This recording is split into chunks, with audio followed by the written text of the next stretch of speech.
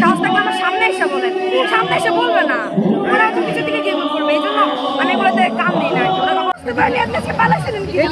ঠিক 11টা বাজে যখন আমরা গণভবনমুখী হয়েছি, আর্মিরা বললো আপনি পালাই গেছে। আর উপরে হেলিকপ্টার চলে গেল, কিন্তু দাঁড়াইতো না। বা আপনার সাথে একটা মুসাফা করার অনেক ইচ্ছা ছিল। যাই হোক, আপনাকে বলবো শুভ পলাতক দিবস। আর অন্যান্য ছাত্রলীগদের আজকে অবশ্য আমি যতটুকু জানি অনেক ছাত্রলীগ দেখতে আসবে আমাদের অনুষ্ঠান।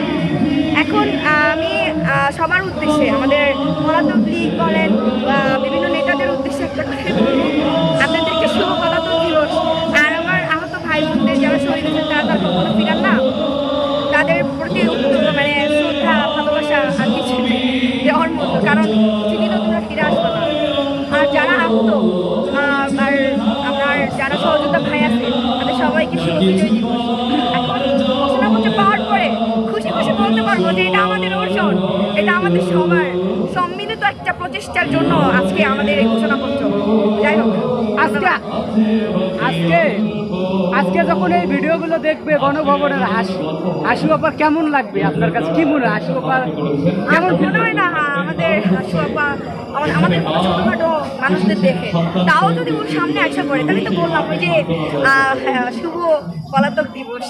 কারণ আজকে যদি না পলাইতো তাহলে হয়তো আমরা আজকে পলাইতে তো হইতেই ওকে অবশ্যই, নয়তো আজকে ওর মানে ওর মৃত্যু দিবস যদি না পলাইতো। যাই হোক, এখন ওকে শুধু এটাই বলবো শুভ পলাতক দিবস। আর ঘোষণাপত্র পাওয়ার পরে অবশ্যই সেটা বলবো এটা আমাদের অ্যাচিভমেন্ট, আমাদের সবার সম্মিলিত একটা প্রচেষ্টার কারণে আজকে আমাদের এই ঘোষণাপত্রটা পাইতে আমাদের অনেক কষ্ট হয়েছে, অনেক কষ্ট করতে হয়েছে। যাই হোক, আমি আমাদের সরকারকে অত্যন্ত ধন্যবাদ জানাই, কারণ হচ্ছে এটা সংবিধানে লিপিবদ্ধ হবে, এটার একটা মর্যাদা থাকবে যে জুলাই অভ্যুত্থানে আমাদের একটা মানে কত ভূমিকা ছিল, বা এটা কি আসলে কোনো রাষ্ট্রদ্রোহিতা না, সরকারকে তাড়ানো, এগুলো সব কিছু একটা মানে লিপিবদ্ধ থাকবে একটা কাগজে। এই জন্য সরকারকে অনেক অনেক ধন্যবাদ। আর হচ্ছে অনেকজন কিন্তু ভিডিওর নিচে কমেন্ট করে ছাত্রলীগের পোলাপান যে ওরা ক্ষমতায় আসলে আপনারা দেখে নেবে, অনেকজনই কমেন্ট করে ছাত্রলীগ। আপনার কি মনে হয় আমাকে কেউ মেসেজ করে না, আমাকে কেউ কমেন্ট করে না?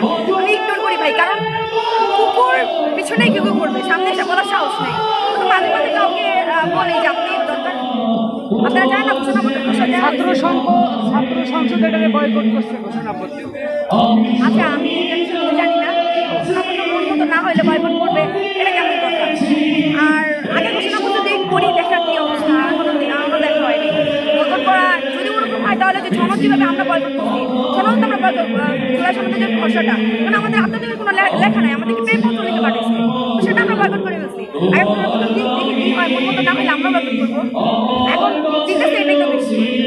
যাই হোক, এনসিপির নেতা কর্মীরা অনেক চাঁদাবাজি করতেছে, এটা অনেক জায়গায়। আচ্ছা, এখন এগুলো কোনো নেগেটিভ রিভিউ না দিয়ে আজকে এটা খুশির দিন, যেসব খুশি রিভিউ নেন